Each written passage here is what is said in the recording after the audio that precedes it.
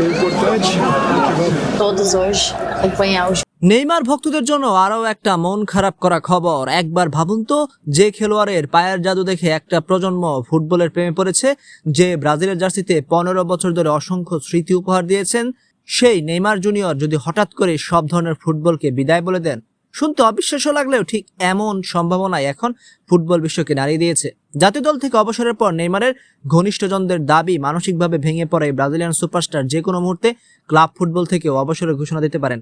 তাহলে কি সত্যি শেষ হতে যাচ্ছে নেইমার অধ্যায়? চলুন বিস্তারিত জেনে নেওয়া যাক। ফুটবল বিশ্বে নতুন করে আলোচনার জন্ম দিয়েছে নেইমার জুনিয়রকে ঘিরে একটি বড় খবর। একাধিক ঘনিষ্ঠ সূত্রের দাবি, যে কোনো মুহূর্তে সব ধরনের ফুটবল থেকে অবসরের ঘোষণা দিতে পারে ব্রাজিলের এই মহাতারকা।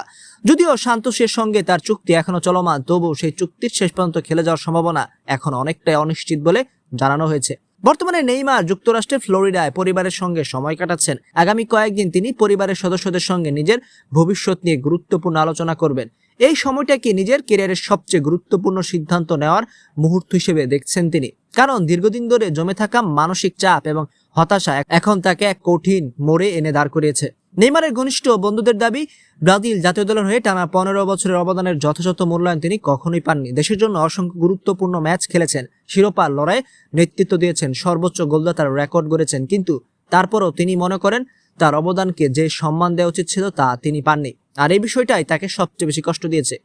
বিশেষ করে সাম্প্রতিক বিশ্বকাপ ইস্যুতে তার হতাশা আরও বেড়েছে। ঘনিষ্ঠজনদের ভাষ্য অনুযায়ী সম্পূর্ণ ফিট থাকা সত্ত্বেও তাকে বিশ্বকাপে মাঠে নামার সুযোগ একদম কম দেওয়া হয়েছে। নেইমার নিজে প্রকাশ্য এ নিয়ে কোনো মন্তব্য করেননি, তবে পেশাদারিত্ব বজায় রাখতে নীরব থাকলেও তার কাছের মানুষের দাবি, এই ঘটনায় তাকে মানসিকভাবে ভেঙে দিয়েছে।